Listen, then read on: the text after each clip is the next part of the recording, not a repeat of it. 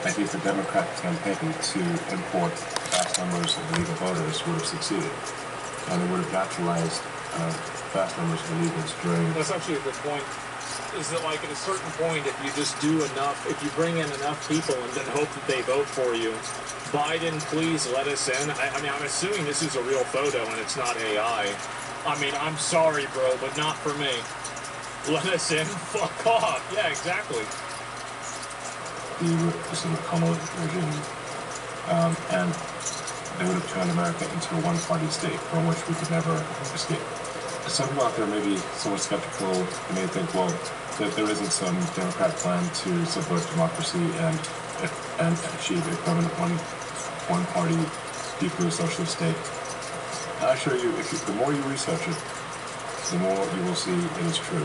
Biden was simply asleep at the switch. He was ineffective regarding illegal immigration. No, he was highly effective at ushering in millions of illegal immigrants. Yeah, he let it happen. That's the thing. He let it happen the whole time. It was a specific game plan to naturalize them and ensure that there would be no swing states in America anymore. Often the march of victory, there will be 20 or 30,000 votes.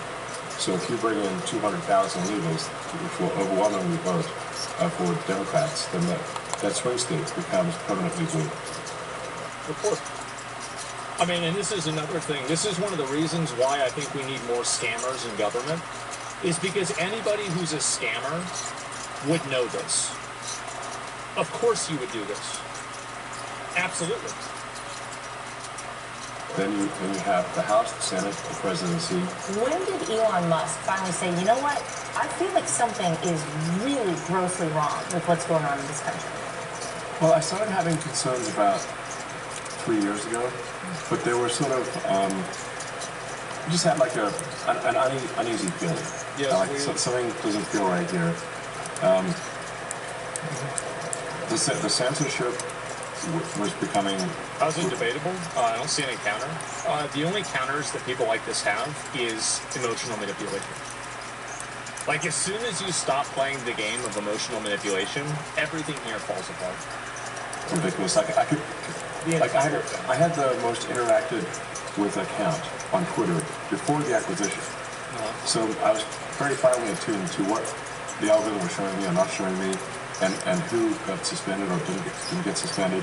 The Twitter was being run at a very far left basis. When I felt the censorship walls closing in, I was like, okay, I got to do something, and the thing I can do is acquire Twitter and make it a bastion of free speech. Elon absolutely did pull a 100% gamer move by buying Twitter. I actually think that him buying Twitter was like a watershed moment for free speech and for the entire movement against this type of thinking. It was gigantic. It was the straw that broke the camel's back. It broke the dam. Then now you're seeing all the other social media companies that are following suit. It was the thing. That's what we're trying to do with Twitter. No one on the left is unsuspended, but we did unsuspend people on the right, and let the marketplace of ideas win, and then because people couldn't express themselves and they couldn't disagree with things. That's why left-wing opinions were so popular on Twitter. It's because you had to have them. Once we unlocked Twitter from being censored, then we started to see what was really going on. And I became increasingly concerned. I'm like, wait a second, I'm seeing... But he's banning everyone who criticizes him? That's not free speech? Are you being serious?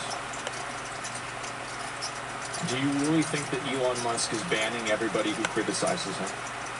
Some of them, yes. Like who? Who got banned? Who wasn't? You know, maybe one person did get banned. Maybe it did happen. I don't have any evidence.